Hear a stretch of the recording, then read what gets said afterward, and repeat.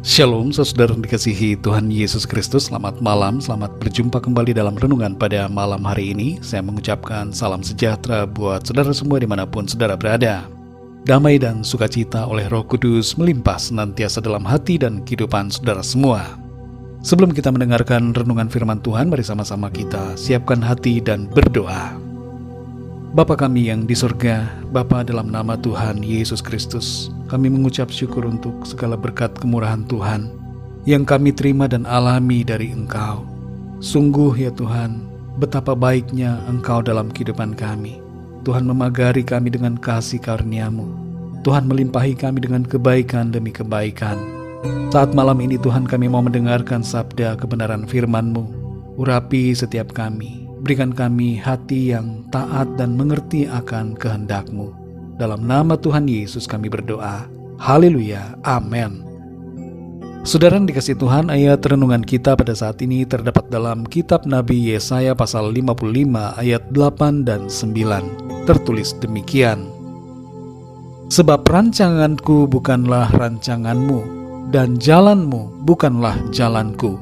Demikianlah firman Tuhan. Seperti tingginya langit dari bumi, demikianlah tingginya jalanku dari jalanmu, dan rancanganku dari rancanganmu. Saudara yang dikasihi Tuhan, pernahkah saudara memohon sesuatu kepada Tuhan, dan ketika tidak dikabulkan, saudara mengira bahwa Tuhan tidak mengasihi saudara, dan merasa bahwa Tuhan telah menggagalkan rencana saudara? Kita semua pada umumnya cenderung selalu berkeinginan agar Tuhan menjawab ya dan bukan tidak. Sebenarnya saudara, ini adalah suatu hal yang aneh dan bahkan beresiko apabila kita selalu mendapatkan jawaban ya dari Tuhan. Sebab bila demikian, itu berarti bahwa yang menjadi Tuhan adalah kita dan Tuhan adalah pelayan kita. Dan hal ini juga menandakan bahwa Tuhan tidak punya rencana atas kita. Sebagai orang tua saja, kita tidak akan selalu memenuhi keinginan anak-anak kita, karena kita tahu apa yang terbaik bagi mereka. Kita perlu menyadari saudara, ada beberapa alasan mengapa Tuhan tidak menjawab doa kita sesuai dengan apa yang kita inginkan. Yang pertama, karena kita meminta dengan motivasi yang salah. Yang kedua, permintaan kita tidak sesuai dengan waktunya Tuhan.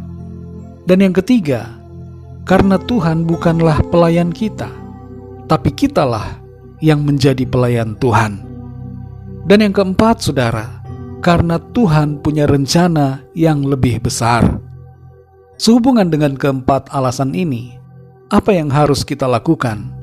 Yang pertama saudara, hiduplah dalam pimpinan Tuhan. Frustasi atau stres yang seringkali kita alami merupakan akibat dari usaha untuk memenuhi keinginan, ambisi atau obsesi kita pribadi. Kita perlu berjaga-jaga agar tidak tergelincir dan menyimpang dari jalan Tuhan. Ingatlah saudara, bahwa kita perlu mengerti kehendak Tuhan. Dan itu sebabnya kita perlu mencari tahu apa yang menjadi kerinduan Tuhan melalui firman-Nya.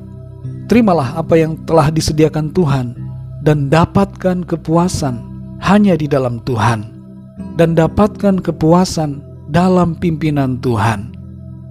Yang kedua saudara, sabar dalam proses berjalannya waktu.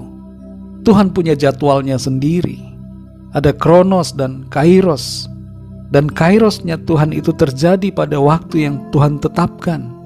Karena Tuhan jarang sekali bekerja menurut jadwal yang sama dengan kita, maka penting untuk kita belajar tentang kesabaran untuk menantikan waktunya Tuhan. Kalau kita tidak mengerti apa yang sedang terjadi dalam hidup kita, janganlah hal itu menyebabkan munculnya keraguan akan pimpinan Tuhan. Kesalahan Abraham dan Sarah terjadi saat mereka tidak sabar menantikan waktu penggenapan janji Tuhan. Sehingga lahirlah Ismail dengan cara yang tidak menuruti kehendak Tuhan. Mari saudara, sabarlah dalam penantian akan karya Tuhan menurut waktunya dalam hidup kita.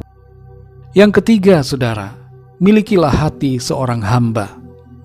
Tuhan adalah pemimpin hidup kita. Dia adalah Raja, Tuhan yang berdaulat atas kehidupan kita. Dan kita adalah pelayannya, hambanya. Maka dari itu saudara, terserah Tuhan mau menjadikan kita sebagai apa dan bagaimana. Itu adalah suka-sukanya Tuhan saja. Kita hendaknya rela menjalani apa yang Tuhan mau. Seperti Maria yang berkata dalam Lukas 1 ayat 38, "Sesungguhnya aku ini adalah hamba Tuhan, jadilah padaku menurut perkataanmu itu." Biarlah kita juga merelakan karya Tuhan terjadi dalam hidup kita. Yang keempat saudara, bersukacitalah dalam rencananya. Jangan berduka cita, bersedih, kecewa atau putus asa kalau rencana kita mengalami kebuntuan atau kegagalan. Gagalnya rencana kita tidak menggagalkan rencana Tuhan. Tuhan punya rencana yang lebih besar bagi kita, jauh melebihi rencana yang kita rancangkan. Karena itu saudara, mari bersyukur dan bersukacita dalam rencana Tuhan yang indah. Sekalipun mungkin sekarang kita belum dapat melihat wujud dari rencananya, dan mungkin kita belum mengerti, tapi dengan iman kita percaya bahwa Tuhan akan memanifestasikan rencananya yang mulia atas hidup kita. Saudara yang dikasihi Tuhan, mari kita ingat dan pegang firman Tuhan dalam Yesaya 55 ayat 8 dan 9 ini. Sebab rancanganku bukanlah rancanganmu, dan jalanmu bukanlah jalanku, demikianlah firman Tuhan. Seperti tingginya langit dari bumi, demikianlah tingginya jalanku dari jalanmu, dan rancanganku dari rancanganmu.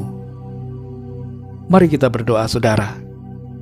Bapa kami yang di surga, Bapa dalam nama Tuhan Yesus Kristus, terima kasih kami mengucap syukur oleh karena firman-Mu menyadarkan kami semua bahwa Tuhan punya rencana yang lebih besar dalam kehidupan kami. Meskipun kami tidak dapat mengerti dan belum dapat melihat wujud dari rencana Tuhan, tapi kami percaya bahwa Engkau punya rencana yang baik, yang indah dan mulia bagi kami. Dan ada saatnya kami akan mengalami penggenapan rencana Tuhan dalam hidup kami. Terima kasih Tuhan, kami bersyukur untuk firman-Mu. Ajar kami untuk selalu hidup dalam pimpinan-Mu, bersabar dalam setiap proses, memiliki hati seorang hamba, dan bersukacita senantiasa dalam rencana Tuhan. Terpujilah nama-Mu ya Bapa, kami mengucap syukur untuk firman-Mu. Berkati dan lindungilah kami di sepanjang malam ini. Lingkupi kami dengan kuasa dan kasih-Mu Tuhan. Kami berdoa bagi yang sedang sakit, agar Tuhan Engkau menjamah, alirkan kuasa kesembuhan dalam tubuh mereka, dan oleh kuasa bilur-bilur-Mu, segala sakit penyakit disembuhkan.